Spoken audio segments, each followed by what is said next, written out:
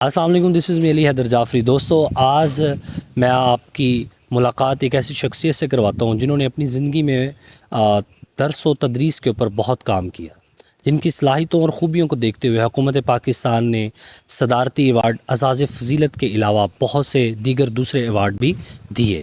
انہوں نے اپنی زندگی میں بہت سی کتب کے اوپر تحقیق کی، ان کو لکھا، لیکن اب ریسنٹلی کووڈ-19 کے دوران انہوں نے ایک ایسا شاہکار لکھا جس پہ انہوں نے کام کیا، جس کی تعریف نہ صرف میں بلکہ اس خطہ اس قصبہ کے ہر بندہ، ہر پڑھا لکھا نوجوان کر رہا ہے۔ آج ہم ان سے اس شاہکار کے بارے میں بات کرتے ہیں۔ السلام علیکم سر۔ جی وعلیکم السلام۔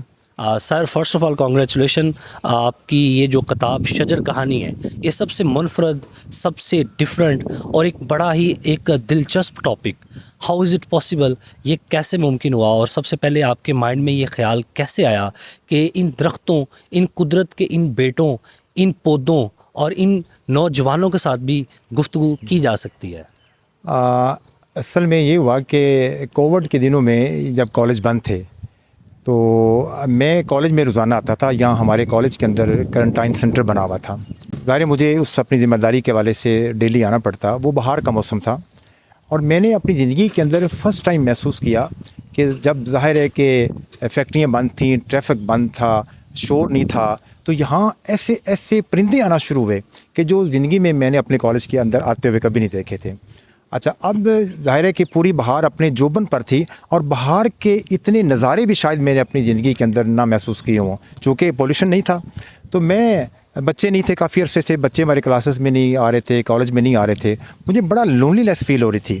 تو ایک دن میں اپنے باٹل برش کے پھول نکلے ہوئے تھے، اس کے نیچے کرسی نیچے رکھ کر میں کتاب پڑھ رہا تھا، تو اچانک مجھے ایسے فیل ہوا جیسے یہ درخت مجھ سے باتیں کرنا چاہ رہے ہیں اور بچے نہیں آتے۔ تو میں نے سوچا کہ یہ بھی میرے بچے ہیں جن کو میں نے اپنے ہاتھوں سے پچھلے 20-25 سال سے اگایا، جوان کیا، تو یہ آج میرے ساتھ محو گفتگو ہیں۔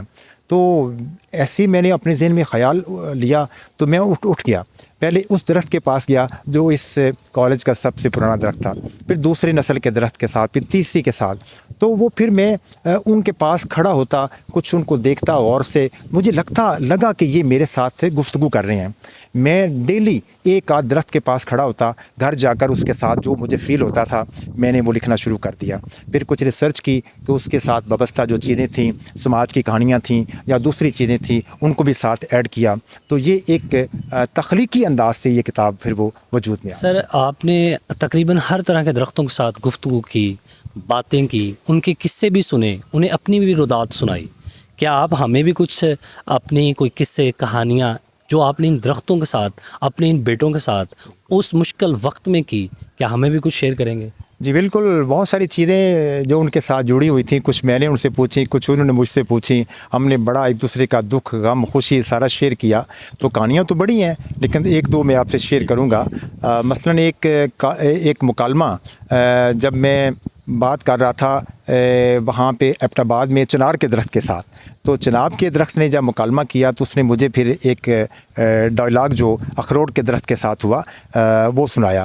وہ کچھ مکالمہ اس طرح سے تھا کہ چنار کے درخت کے ساتھ ایک اخروٹ کا درخت تھا، تو ماضی کے اندر یہ ہوتا تھا کہ اخروٹ کے درخت کی جو لکڑی ہوتی تھی اس سے مسجد کے ممبر بنائے جاتے تھے، اور جو چنار کے درخت کی لکڑی سے تھے اس سے تختہ دار بنائے جاتے تھے جہاں مجرموں کو پھانسی دی جاتی تھی۔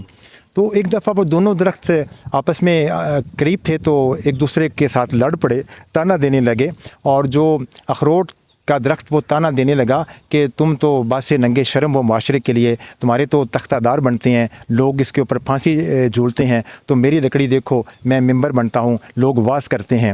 تو یہ تکرار ہو رہی تھی۔ تو اسی تکرار میں پھر جو چنار ہے وہ بڑا غصے میں آیا اور اس نے پھر ایک فکرے میں اس کو چپ کروا دیا۔ وہ کہنے لگا کہ اگر تمہاری لکڑی کے بنے ہوئے ممبر اتنے ہی پر اثر ہوتے تو لوگ میرے تختہ دار پر آ کر جھولتے کیوں؟ تو یہ ایک مکالمہ مجھے اس میں شامل کیا، بڑا پسند ہے۔ سر، یہ آپ کی سوچ اور آپ کی تحقیق اس حد تک آگے نکل آئی. یہ آپ کیسے محسوس کرتے تھے کہ آپ نے کس درخت کے پاس جانا ہے, یا اس کا کس طرح سے تعین کرتے تھے, اور جب مکالمہ شروع ہوتا تھا تو آپ کی روحانیت اور احساسیت کس طرح اجاگر ہوتی تھی؟ فرسٹ آف آل تو میں نے ان درختوں سے مکالمے کیے جو میں نے 25 سالوں کے اندر اپنے کالج میں لگائے تھے.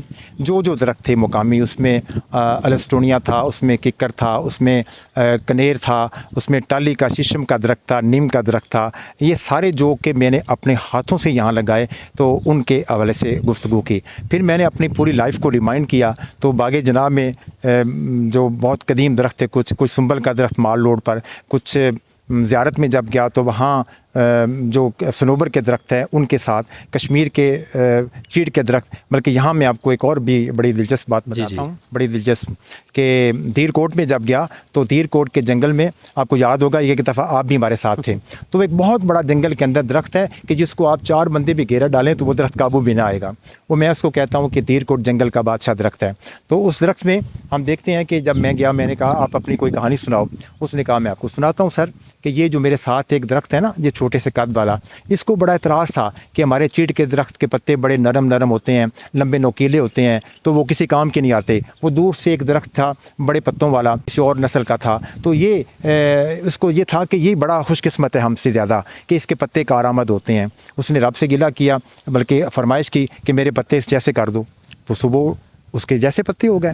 لیکن کیا ہوا کہ ایک چرواہا آیا, اس نے اپنے بھیڑ بکریوں کے لیے دیکھا, اس نے کہا یہ تو پتے بڑے فرسٹ کلاس ہیں. اس نے وہ ڈانگے سے سارے پتے اتارے, اس کو کھلا دیے, وہ پھر ننگا ہو گیا.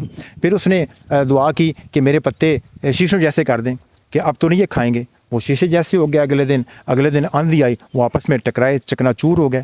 پھر وہ پچھتایا کہ اب میں کیا کروں. اب وہ دعا مانگی کہ سونے جیسے کر دیں, اب تو کوئی نہیں اس کو ٹکرانے میں مانے ہوگی چیز. تو وہ سونے جیسے بھی ہو گئے. جب سونے جیسے ہوئے, بڑا اترایا کہ پورے جنگل میں ایک چمک سی نظر آ رہی ہے اور سونے جیسے. اگلے دن ایک بندہ وہ غریب سا نکلا, وہ بھی چرواہا تھا. اس نے کہا یہ تو سونے جیسے پتے لگے ہوئے ہیں, مجھے اس غربت میں پلنے کی کیا ضرورت ہے. وہ اوپر ہو گیا, اس نے سارے پتے اتارے, سونا جا کر بیچ دیا. وہ بڑا پچھتایا کہ میں تو پھر اس کا مطلب ہے جو میرے اصل پتے ہیں میرے وہی کام آئیں گے. دوبارہ دعا مانگی کہ یا اللہ مجھے ویسے دے دو. تو پھر اس کو ہوش آیا کہ اللہ نے انسان کو یا کسی بھی چیز کو قدرتی طور پر جس حالت میں پیدا کیا ہے اس پر اکتفا کرنا چاہیے. جیسا کہ ناظرین آپ نے دیکھا کہ ان کی تحقیق اور ان کی ریاضت اور ان کی محنت میں بہت سا سبق اور بہت سے اہم پیغام چھپے ہوتے ہیں. انہوں نے درختوں کے ساتھ مطالعہ کر کے وہ میسج آج کی نوجوان یوتھ کو دیے اور یہ بتایا کہ قدرت کی بنی ہوئی تمام چیزوں کے ساتھ لگاؤ, محبت اور ریاضت کتنی قیمتی ہے. سر آپ کیا سمجھتے ہیں کہ آج کی نوجوان جو آج کل ڈیجیٹل میڈیا کی طرف جا رہی ہے, ان کتابوں اور ان قدرت کی ان شاہکار سے بہت دور چلی گئی ہے, اس کے حوالے سے آپ کچھ کہنا چاہتے ہیں؟ اس میں کوئی شک نہیں ہے کہ آج کے سوشل میڈیا نے ہمیں کمروں میں بند کر دیا ہے. ہم باہر نہیں نکلتے, ہم قدرت کے نظارے نہیں لیتے. رات چمکتے ہوئے آسمان کے اوپر ہم جو ستارے ہیں ان کو نہیں دیکھتے, چاند کی چاندنی کو محسوس نہیں کرتے, باہر کی کھلی ہوا کو محسوس نہیں کرتے, اور فطری ماحول سے ہم دور ہو گئے ہیں. اور اسی وجہ سے ہماری صحتوں کا معیار بھی گر رہا ہے, ہمارے باہمی تعلقات کے اوپر بھی اس کا اثر ہو رہا ہے. تو فطرت سے جتنا ہم دور ہوں گے اتنا ہی فطرت ہم سے انتقام لے گی. تو فطرت سے محبت کریں, فطرت آپ سے پیار کرے گی. لیڈیز اینڈ جینٹلمین, سر کی جو کتاب شجر کہانی ہے, اگر اس سے ریلیٹڈ آپ کے دماغ میں کوئی بھی کسی قسم کا کویسچن ہو تو کمنٹ باکس میں ضرور بتائیے گا. اور یہ جو درختوں کے ساتھ سر نے مکالمے کیے, یہ دلچسپ مکالمے دیکھنے کے لیے, پڑھنے کے لیے بھی آپ اس کتاب کا ضرور سہارا لیجیے گا. یہاں مجھے اجازت دے. اللہ حافظ.